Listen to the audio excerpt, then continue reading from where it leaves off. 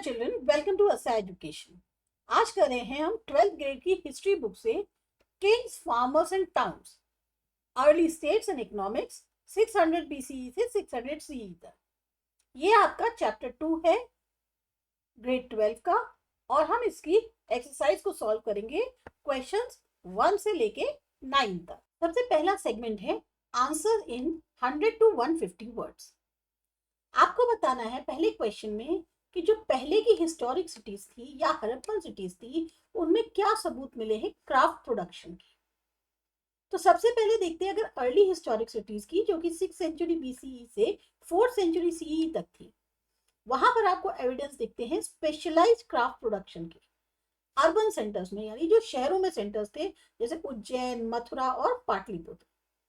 Archaeologist जो हैं उनको ऐसे आर्टिफैक्ट्स मिले हैं जैसे pottery, beads, textiles, iron tools और कॉइन्स। गिल्ड्स यानी जो एसोसिएशंस होती थी, आर्टिसंस होते थे, वो काफी खास होते थे, प्रोमिनेंट होते थे। और जो क्राफ्ट प्रोडक्शन होता था वो ज्यादातर वर्कशॉप्स में होता था, या तो उन वर्कशॉप्स में जिनके रीजनल तौर पे या लॉन्ग डिस्टेंस ट्रेड लिंक्स होते थे।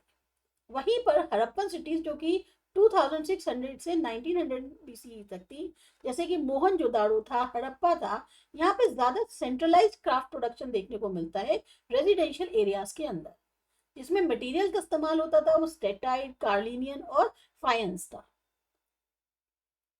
जो स्केल था वो बहुत लार्ज था, पर इंडिविजुअल आर्टिसन की जो एक पहचान थी उसकी काफी हद तक इसमें कमी दिखी, उसका ऐसा कोई सबूत नहीं मिला। तो जो मेन डिफरेंस है वो आता है ऑर्गेनाइजेशन में। जो पहला हिस्टोरिक क्राफ्ट था वो ज्यादा डाइवर्सिफाइड था, कमर्शियलाइज था और सोशल मोबिलिटी से कनेक्टेड था, जबकि हड़प्पन क्राफ्ट प्रोडक्शन जो है वो ज्यादा स्टैंडर्डाइज और स्टेट कंट्रोल्ड था। अब है सैलियन फीचर्स महाजनपदास के। महाजनपदास जो है 16 लार्ज टेरिटोरियल स्टेट्स थे जो कि उभर के आए 6th सेंचुरी BCE के अराउंड नॉर्दर्न इंडिया के अंदर। इनकी वेल डिफाइंड कैपिटल्स थी, ऑर्गेनाइज्ड आर्मीज थी और एडमिनिस्ट्रेटिव सिस्टम था। या तो यहाँ पर मोनार्कीज थी या रिपब्लिक्स थे, यानी जनसंघ, जैसे कि मगध मोनार्की का हो गया और वज्जी रिपब्लिक हो गया। एग्रीकल्चर और ट्रेड यहाँ पर खूब फ्लरिश किया और सिटीज जो हैं उनकी खास तरह से इंपॉर्टेंस बढ़ने लगी। टैक्सेस जो है वो कलेक्ट करे जाते थे ताकि रूलर्स और मिलिट्री की जो जरूरतें हैं उनको पूरा किया जा सके। किलेबंदी करी जाती थी कैपिटल्स के अराउंड, कॉइनेज था ट्रांजैक्शंस के लिए, यानी कॉइन्स को यूज किया जाता था। रिलीजियस और फिलोसफिकल डिबेट्स जो हैं वो इस टाइम पे बहुत होती थी, खास तौर से जब बुद्धिज्म और जैनिज्म का राइज हुआ। ये जो पीरियड है इसने ये भी देखा कि कैसे बढ़ता हुआ जो सोशल स्ट्रैटिफिकेशन है उसे भी कैसे उसमें बढ़ोतरी हुई, उसको देखा। महाजनपद ने जो है फाउंडेशन रखी, नींव रखी सबसे पहले जो बड़े बड़े एम्पायर्स थे इंडिया के अंदर उनकी, जिसमें मौर्यन एम्पायर भी शामिल है। थर्ड क्वेश्चन है हिस्टोरियंस जो है कैसे रिकंस्ट्रक्ट करते हैं लाइफ जो ऑर्डिनरी पीपल की थी।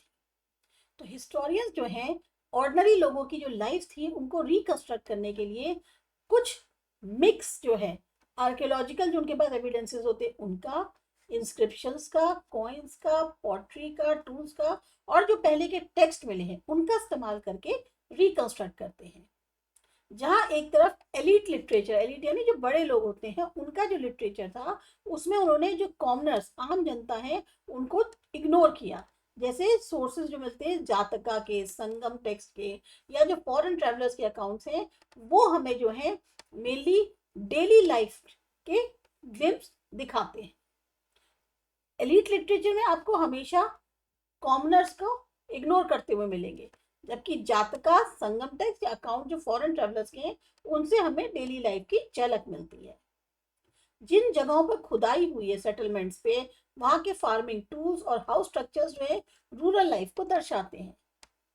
जो डोनेशंस होते थे मर्चेंट्स के द्वारा, आर्टिसंस के द्वारा, उनके जो इंस्क्रिप्शंस हैं उन डोनेशंस पे वो बताते हैं कि उनका सोशल रोल कैसा था। बरियल प्रैक्टिसेस हो, ग्रेव्स हो, उनमें जो चीजें रखती थी वो हमें बताती हैं कि कैसे उनका विश्वास था, बिलीफ था, सोशल हायरार्की कैसी थी और किस तरीके से वो लोग जो है उनकी मान्यताएं थी।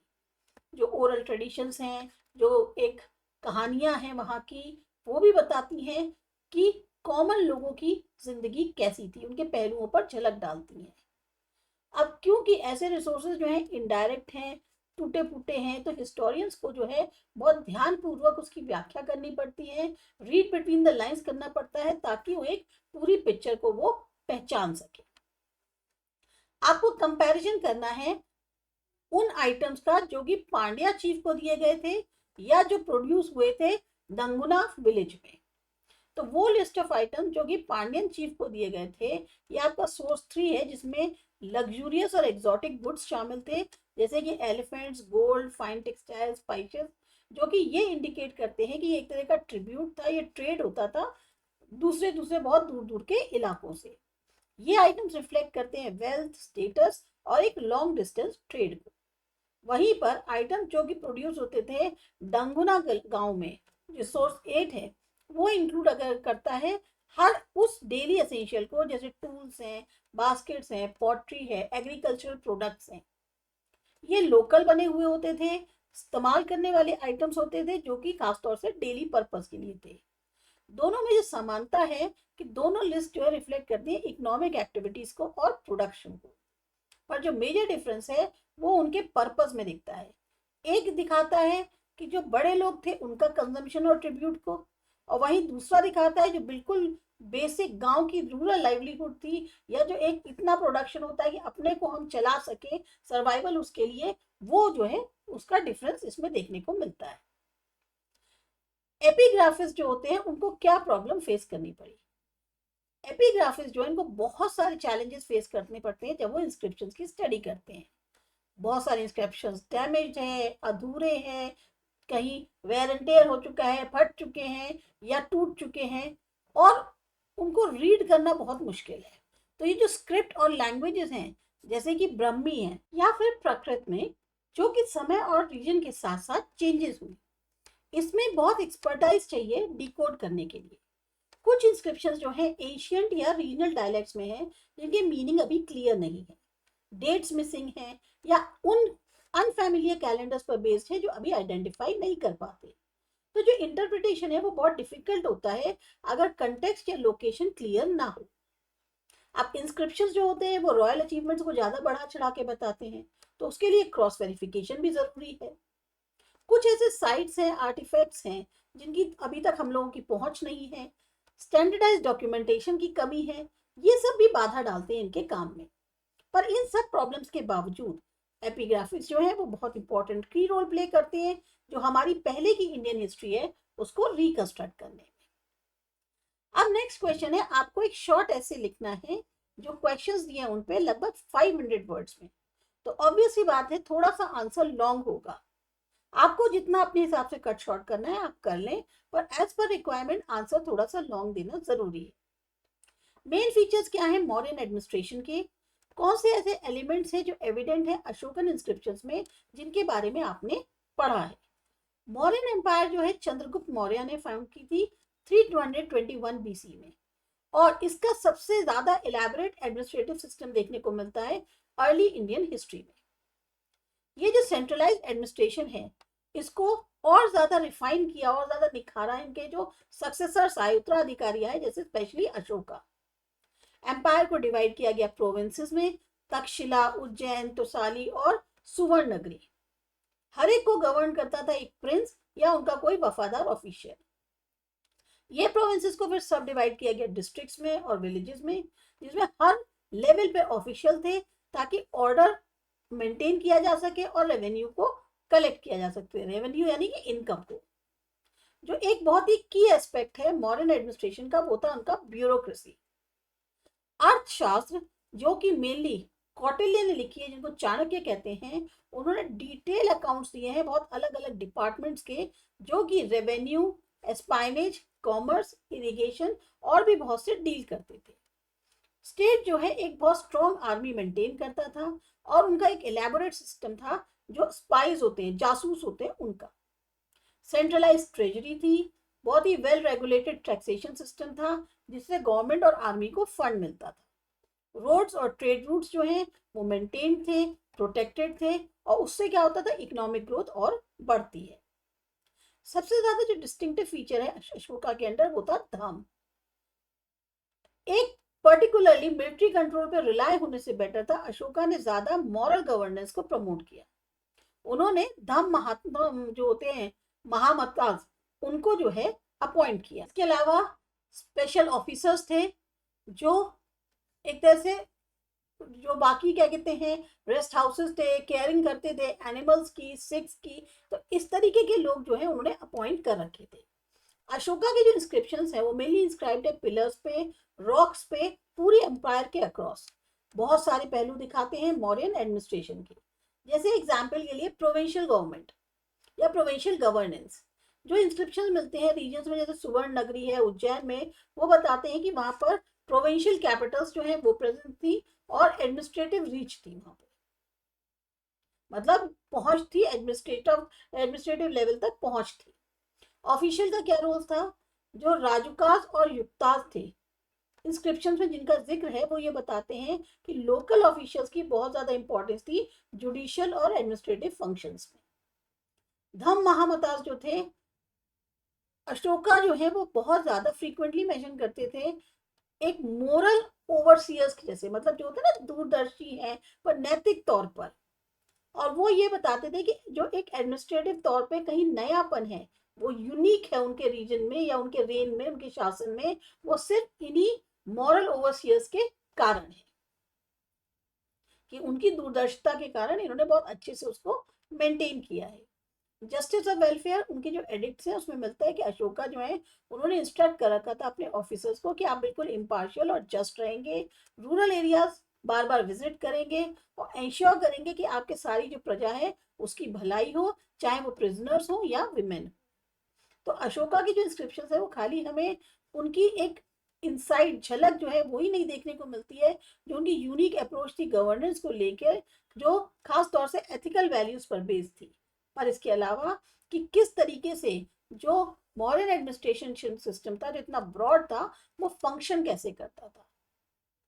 उनका जो रूल है वो एक तरीके से ब्लेंड माना जा सकता है सेंट्रलाइज कंट्रोल और मॉरल गाइडेंस का, और इसी के कारण उसको काफी ज्यादा डेवलपमेंट हुआ उसके अंदर इंडियन पॉलिटिकल हिस्ट्री। दूसरा क्वेश्चन है कि कोई भी एस्पेक्ट पहलू नहीं मिलता लाइफ कल्चर एक्टिविटीज का इंडियंस का जो इंस्क्रिप्शंस में ना क्या कहते हैं रिफ्लेक्ट करता हो। कोई भी ऐसा पहलू कल्चर या एक्टिविटीज नहीं है इंडियंस की जो इन इंस्क्रिप्शंस में ना झलक दिखती हो, ऐसा डीसी सरकार का कहना है। इसको डिस्कस करिए। तो जो डीसी सरकार थे उनका ऑब्जर्वेशन हाईलाइट करता है जो रिचनेस और डाइवर्सिटी थी एपिग्राफिक रिकॉर्ड्स की इंडिया के अंदर, उसके बारे में। इंस्क्रिप्शंस जो है सबसे ज्यादा वैल्यूएबल रिसोर्सेज हैं इंफॉर्मेशन के इंडियन हिस्ट्री को रिकंस्ट्रक्ट करने के लिए। ये एक तरीके से हमें डायरेक्ट विंडो देते हैं लाइव्स की, थॉट्स की और एक्शंस की उस जमाने के लोगों की जब वो लोग रहा करते थे। सबसे पहले पॉलिटिकल हिस्ट्री जो है वो बहुत ही वेल डॉक्यूमेंटेड है इंस्क्रिप्शंस में। Royal addicts, land grants, victory inscriptions सब बताते हैं कि कैसे जो किंग थे उनका शासन था, उनकी क्या जीत हासिल करी उन्होंने, कैसी एडमिनिस्ट्रेटिव पॉलिसीज थी और टाइटल्स थे। अशोका जो है, अशोका के जो एडिक्ट्स हैं, जैसे एग्जाम्पल के लिए हमें उसमें मिलता है मौर्यन एम्पायर की कहाँ तक एक्सटेंट थी उसके बारे में, धर्म का कॉन्सेप्ट क्या था उसके बारे में, सोशल लाइफ रिफ्लेक्ट होती है। इंस्क्रिप्शन रिकॉर्ड्स बताते हैं जो डोनेशंस होते थे मर्चेंट्स, गिल्ड्स, वुमेन, मॉन्क्स के द्वारा, वो बताते हैं कि किस तरीके से अलग अलग क्लासेस जो है वो हिस्सा लेती थी रिलीजियस और पब्लिक लाइफ में। सांची और भारत इंस्क्रिप्शंस जो हैं वो बताते हैं कि डोनर्स थे अलग अलग डाइवर्स प्रोफेशन से, पॉटर्स, कारपेंटर्स, ट्रेडर्स, जो कि एक वाइब्रेंट और इंक्लूसिव सोशल ऑर्डर को दर्शाते हैं। रिलीजियस और कल्चरल प्रैक्टिस की बात करें तो ये भी बहुत ज्यादा रिच तौर पर प्रेजेंट किया गया। इंस्क्रिप्शन बताते हैं कि कंस्ट्रक्शन जो स्तूपास का था, टेम्पल्स का, मोनेस्ट्रीज का, सबके बारे में बताते हैं, और यहाँ तक कि जो उनके इन्वोकेशन थे डेटीज को लेकर, जिसमें एक रिलीजियस डाइवर्सिटी देखने को मिलती है। लोग फॉलो करने वाले बुद्धिज्म को भी थे, जैनिज्म को और हिंदू ट्रेडिशंस को भी, सब एक साथ एग्जिस्ट करते हैं।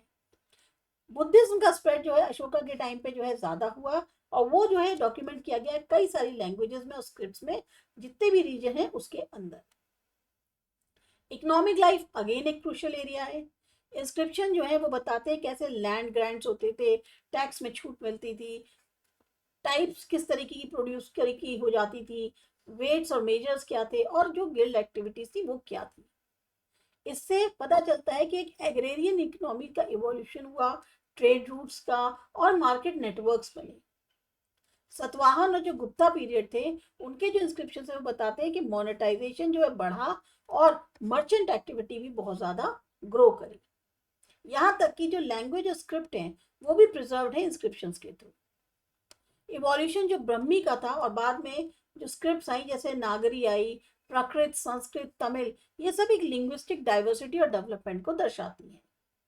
लीगल और एडमिनिस्ट्रेटिव प्रैक्टिसेस जो हैं वो आपको देखने को मिलेंगी इंस्क्रिप्शंस में, जिसमें लैंड को ग्रांट करना है, अलग अलग ऑफिशियल्स की क्या ड्यूटीज होंगी, रिकॉर्ड्स के पनिशमेंट्स क्या होंगे, रूल्स क्या होंगे, मतलब हर चीज को जो है एक तरह से उन्होंने डिफाइन किया है इंस्क्रिप्शंस के माध्यम से।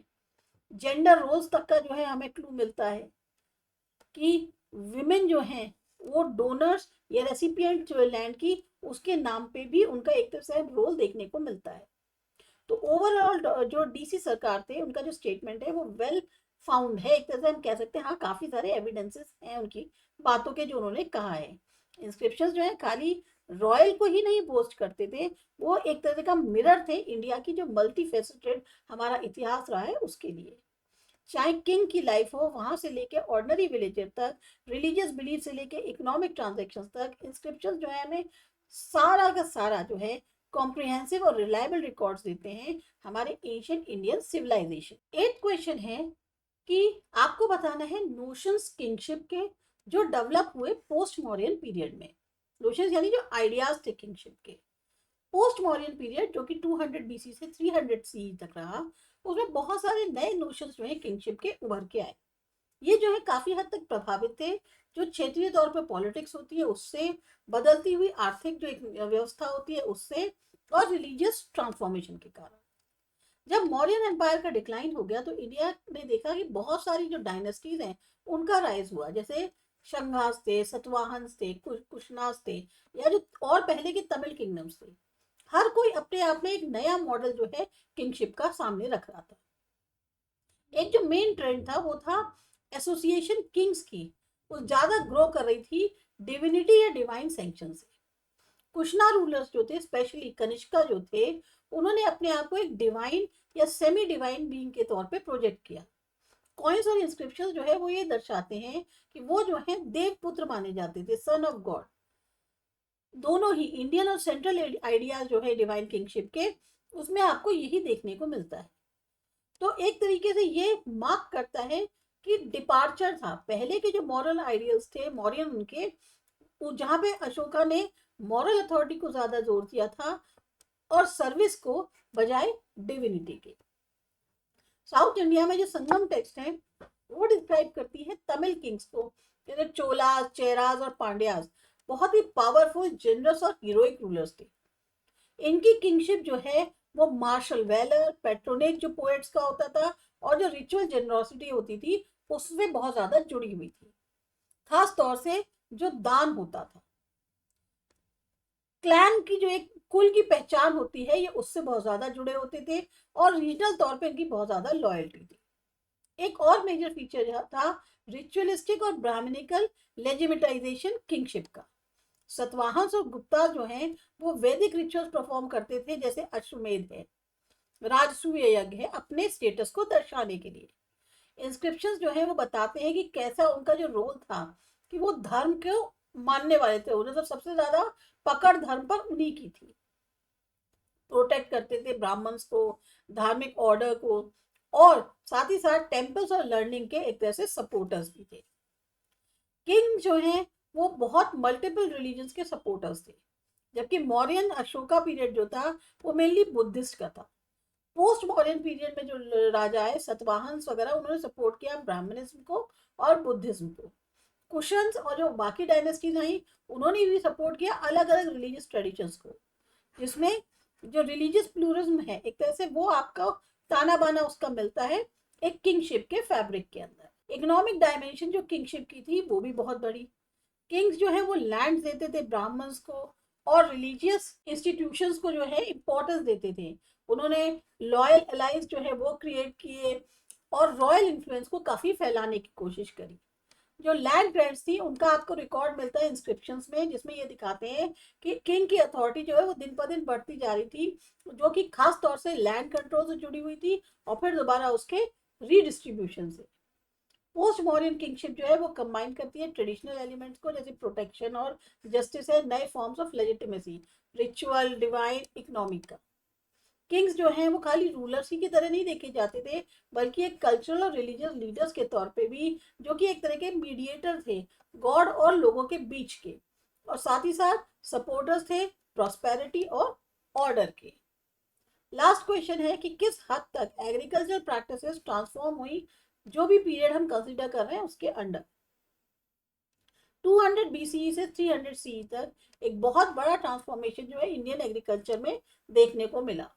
बहुत सारे इंस्क्रिप्शंस और लिटरेरी सोर्सेज जो हैं वो पॉइंट करते हैं एग्रीकल्चर एक्टिविटी की ग्रोथ को, एक्सपेंशन नए एरियाज में, और चेंजेस जो लैंड ओनरशिप पैटर्न्स थे उनमें। एक जो सबसे बड़ा ट्रांसफॉर्मेशन था वो था एक्सपेंशन एग्रीकल्चर का फॉरेस्टेड और उससे पहले जो अनकल्टिवेटेड रीजन्स थे उनमें। ये कैसे किया गया? लैंड ग्रांट्स जो दी गई ब्राह्मण्स को या रिलीजियस इंस्टीट्यूशंस को, जब उनको जो है नई लैंड्स मिली और कल्टीवेशन के अंडर आई, तो उनको जो है एक लोकल सपोर्ट की मदद से उनमें भी जो है एक तरह से फसल के लिए वो जमीन जो है वो रेडी थी। मतलब क्या है कि वो कल्टिवेबल लैंड हो गई। सेंट्रल और साउदर्न इंडिया जो है वो मेंशन करते हैं कि किस तरीके से फॉरेस्ट को क्लियर किया जा रहा था और सेटलमेंट्स को बसाया जा रहा था।